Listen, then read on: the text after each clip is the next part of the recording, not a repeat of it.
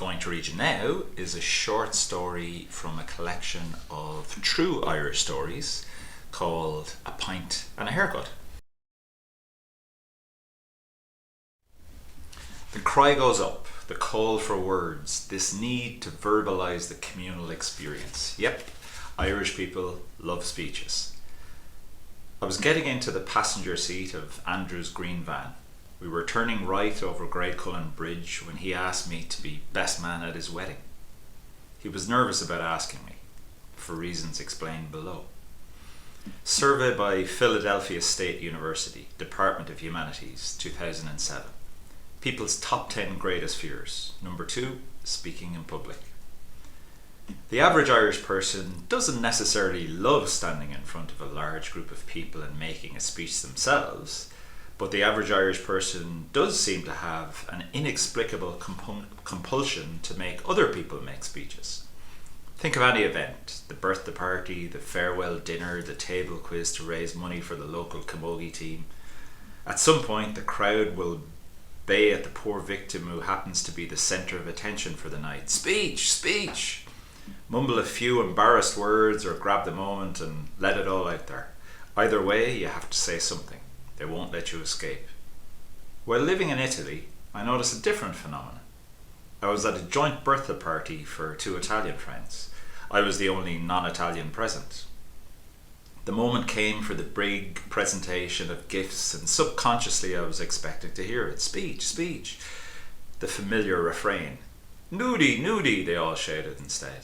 No call for speeches at all, just nude, nude, get your clothes off. Has its merits, I suppose. I was at a Spanish wedding. The meal went on for hours, 5 courses, the drink flowed. There were flamenco dancers, cigars brought around for all the men, countless noisy toasts to the happy couple, a Spanish guitar serenade, more food, music till dawn, no speeches. Speeches are central to an Irish wedding. You know what the average outlay on a wedding was at the height of the Celtic Tiger? €30,000. Yes, €30,000. Yes, the average. Ice sculpted swans and bows on chairs, chocolate fountains and bouquets of flowers coming out your arse. Whatever it took to make the most important day of your life absolutely perfect. Be honest with yourself. How many of those absolutely perfect weddings you attended did you find incredibly tedious? Regardless of the expense, one thing Irish people invariably comment on after a wedding is the speeches. These stick in people's memories, especially the bad ones. Remember the speeches that went on for far too long. Remember the M's, the A's, and the where was I? The fumbling with notes, the jokes that fell flat, the throwaway comment that left some female relative in tears. A speech I particularly enjoyed was one by the father of the groom at a wedding I attended. He had, and this resulted in a certain amount of controversy, missed his son's marriage ceremony because he was still drunk from the night before. His speech consisted of just 3 words. Let's get pissed. Andrew had been my best friend since we were teenagers. He was nervous asking me to be his best man because he wasn't sure what my answer would be. I might have said no. We weren't friends anymore. It wasn't that we had drifted apart or anything. No, we'd fallen out badly and suddenly, and our friendship had never recovered. Best man speech, the most anticipated one of all. You know the format. The best man drags up every old story to humiliate the groom. I'd never really understood why that is so, but now I had the chance and the means, the vehicle, to express all the hurt and resentment I'd felt for so long towards Andrew. On this day of all days, in front of everyone, and he'd given me this chance himself. Vengeance. Nah, obviously not. Andrew asking me to be his best man was all the gesture of reconciliation that was needed. I embraced it. I had a look at some books on best man speeches. All crap. I thought about previous speeches I'd heard, thought of all the cliches and lazy jokes I wanted to avoid. I wanted to do this right, make people laugh, get the right mix of jokes and being genuine. Andrew deserved for me to come up with something original, worthy of him, of the gesture he'd made, worthy of the glorious, transcendent friendship we'd once had and hoped to have again. So, on a sunny day in September, I stood up nervously in front of everybody at Andrew's wedding. His new wife, parents, his brother, his sister, all his friends. No pressure, I told myself. The expectant faces were all looking at me, waiting for me. People will remember this for years to come, only if you mess it up, I told myself.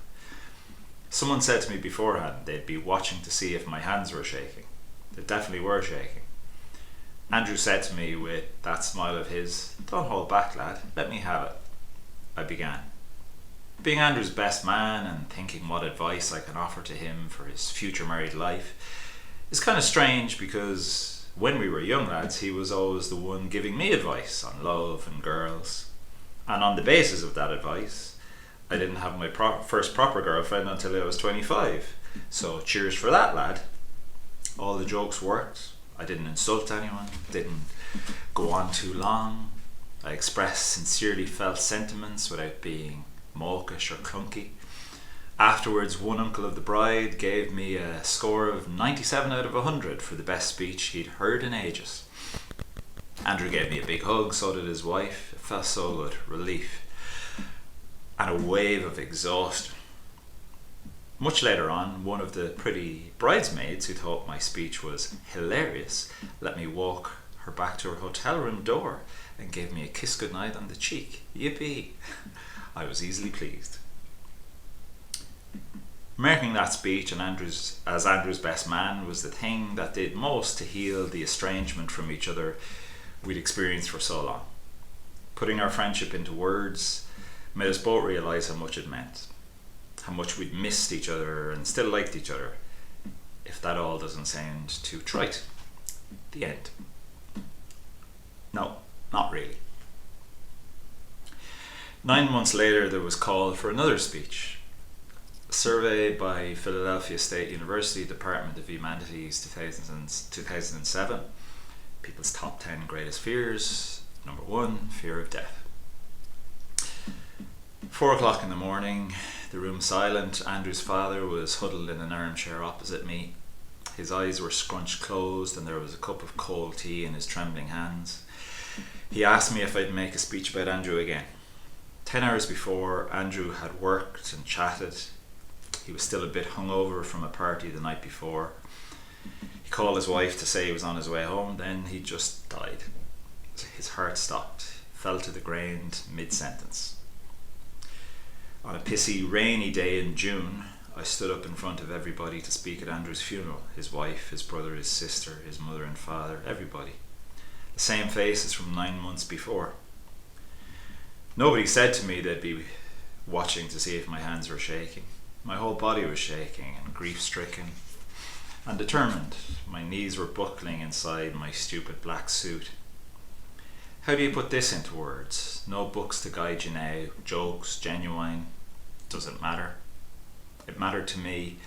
I felt the crushing weight of this responsibility as I'd never felt anything in my life. Being asked to deliver this speech gave me a sense of honour that will never leave me ever. Put words on your friend's life. Open your mouth. Go on, speak. They're looking at you, waiting for you. The expectant faces, pleading for you to say something. You're good at this. You know you are. Go on. No one else has the strength to do this. Now, this one little thing you're good at. Make a speech. Go on. Get it right. Don't hold back, lad. Let me have it, Andrew would have said to me with that smile of his. You're my best friend. I'm glad it's you doing this. I began. I first met Andrew when I was 13 years old.